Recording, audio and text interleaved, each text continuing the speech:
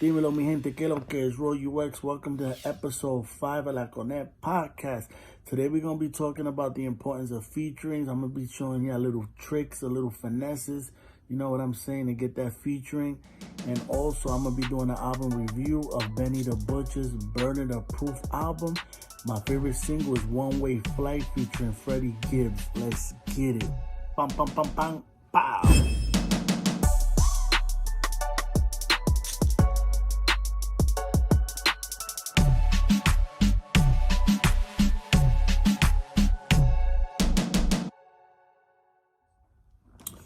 Yeah, baby, dímelo. So we back again, episode 5. Te doy un 5. So we're going to be talking about the importance of the featurings in the game. The featurings, my personal experience is that just be fearless, man. DM these guys and prepare for a nice sales pitch, like a salesperson. You know, a lot of salespersons at car dealerships, they try to like finesse you. They talk about how nice you looking and all this. Like they get you good. They get you in this mood.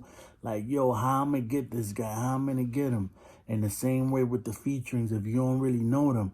If it's personal stuff, because I've done featurings with people in like a personal relationship, that's way easier because that's just, yeah, cool. And it is what it is. We make it happen. But when there's people that you don't know like that, the best approach is to use like a salesperson approach. So I'm not gonna get all in detail. You know, it's the same concept. If you go on YouTube, you figure out, you can look up a sales pitch, salesperson, how to be a good salesperson, but it's the same thing.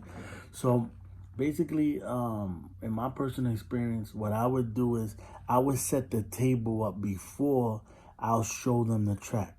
What I mean by set the table up is that, like, I would get a beat that's already hooked up by one of his producers or a producer that's famous in the game. Like, for example, like I'll get a producer like Chael to make a dembow beat for me, right? Solid beat. I'll do the negotiations with him. Beat makers are always easier for some reason to get a beat. Famous or non-famous or coming up, beat makers always, like, it's easier. Well, I've been lucky to get collaborations with producers that way, with beat makers. I've been lucky, thank God. So let's say, all right, let's keep the example with Child. So I talk to Child, we make the beat, we figure out the price, and it is what it is, fine. I lay the track down, I lay the hook down, and then that's the next step. Then I'll go to Mayol. Yo, Mayol was good. It could be his manager, it could be him directly. And there's a secret that I'm gonna tell you. Sometimes those guys that like, for example, those famous people, I'm not particularly talking about Mayol. A lot of the times they come off that they're their manager. But if you show them the track and you attract them the right way, then they flip the script and they be like, yo, there's my number, I want to talk to you. And then when you talk to them, it's actually the artist, and they want to do work. But anyways, so you do that. You start with the producer. You do the hot song. You make sure the song is hot. You mix it professional. Ya tu sabes, the real shebang. Then you go to that person. You tell them, yo, what's up? I like you on this track. Bang, bang, bang. Before that, I highly advise you guys to get that song registered. Get the beats registered before you send it to that person, because this industry is shady and they'll do tricks with your song. And before you know it, the dude will be like, nah, I don't like that song. And then he'll do, and I've heard it done to me before. I've heard other songs sound like my shit. And I'll be like, yo, how the hell this person sound just like me? Because those are situations that happen. So you got to protect yourself. And another, just like the other video that I showed you about the contracts, that avoids that. So anyways, after that, you show the person the song, and it's all up to them. Take it or leave it. You like the song, you want to do the song with me. If you don't, hey, have a nice day. You keep it moving. That's why you got to be fearless. Fearless is very important in that step in doing featurings. So you lay it down. Yo, I want you on this track. It is what it is. 50% of the times when that happens, they like it and they give you a price. And 50% of the time, that person is them. They'll be like, yo, give me 5 G's for it. Give me 5 G's and I'll do your verse tonight. when it's them, with my experiences with dealing with those artists and the independent side, when they say, yo, I'm gonna do it tonight, I'm gonna go to the studio, I got my own studio and I'm gonna lay it down tonight, that means that it's them and they're gonna do it tonight, because artists are always on the move. Well, that was before the pandemic, so I don't know how things is now, but before the pandemic, those guys would be like, yo, I'm gonna do that shit tonight, let's go. If they give you that response that they're gonna do it tonight, that they want the money right now, then it's official.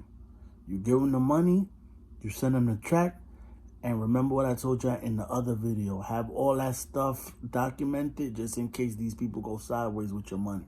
And also, you guys, featuring is an investment, meaning that there's risk. So I highly advise you guys that have money on the side. Don't be investing your whole damn savings account or your tax pay money that come in and be like, okay, I'm going to do this. Olvídate de the rent. Olvídate de pagar la casa. Olvídate de the mortgage. No, that's not how we do business in the game. And that's not how we do work. You save a little money on the side and you push that money for that. But you push it as a risk that like, yo, it is what it is. And that's what being a man about. And that's what's taking risk about. You just throw it out there. Y tu presina. And we make it happen. So in my situations, I've done that. It happens. Boom. We do what we got to do. So that's my tips and my tricks of getting featurings. Have your stuff ready with a nice producer. And it's about investing, guys. Don't be scared to invest. If you want to move up in this game, you have to invest. All these famous people, a lot of them, they famous because they had investors, they had people that flood them with money. But in the independent game, you got to spend money and you got to take risks. And the higher risk you take, the more money you get back. And I'm speaking to you from my personal experience. When you take risk and you go all out and you do your thing and you pay for the best, you get the best. So, ya tu sabes. Now we go into the next segment, and that's for the album review. And that's about my dude, Benny the Butcher. He's a rapper from Buffalo. Extremely nice. He's part of the Griselda group. They a super rap group. They remind me of the Wu-Tang Clan back in the 90s. I love these guys. They setting the table now of how rap should sound. And that's the advice that I be giving to my fellow artists that's doing their thing in the game. I'll be like, yo, follow these guys. Stay in the lane of these guys, because these guys is really shaking up the hip-hop scene and they bringing hip-hop the way it's supposed to be, and I love that. So I got the chance to listen to Benny the Butcher's album. It's a very, very good album. I know I'm going to get criticism from this, and I don't care, but that album remind me of the Jay-Z's first album. Because it has these flows, it got like this reminiscent, this hustle. It's a hustle album. It's a hustlers. The guys that be in the street, that's super confident, that likes to dress nice, that like they nice cars and they women. That's what Burden of Proof is about. I love that album. I like the feel. I like the collaboration that he did with Hit Boy. Hit Boy used to be Young Berg. Young Berg was an old school rapper and that used to do his thing in the late 2000s. And it didn't work out for him, and that's perfectly fine. I love that. He switched and became a producer, and now he's very, very successful as a producer. Shout out to Hit Boy. I like the collaboration with them two in the album. It's very, very good. And my favorite song in that album is called One Way Flight, featuring Freddie Gibbs. It got this soulful vibe, not soulful. It got a soulful vibe. Nice, with the nice instruments and everything. Nice, well put together. And yeah, it's just the flow, man. They got this nice flow together. Freddie Gibbs I've heard his name back in the days, but then when I heard his verse was very slick, very witty. So it's like that caught my attention, and that's gonna want me to listen to more of Freddie Gibbs songs. So you already know, people. That's my album review. I love it. It's mad hot. Y'all should listen to that album. If you're a type of person that you like the old Jay-Z, how he used to talk about the hustle and all of that. And then, that's another thing about Jay-Z that I love. He started as a hustler and he moved up. He started rapping different based on his lifestyle, and that's how the music should be.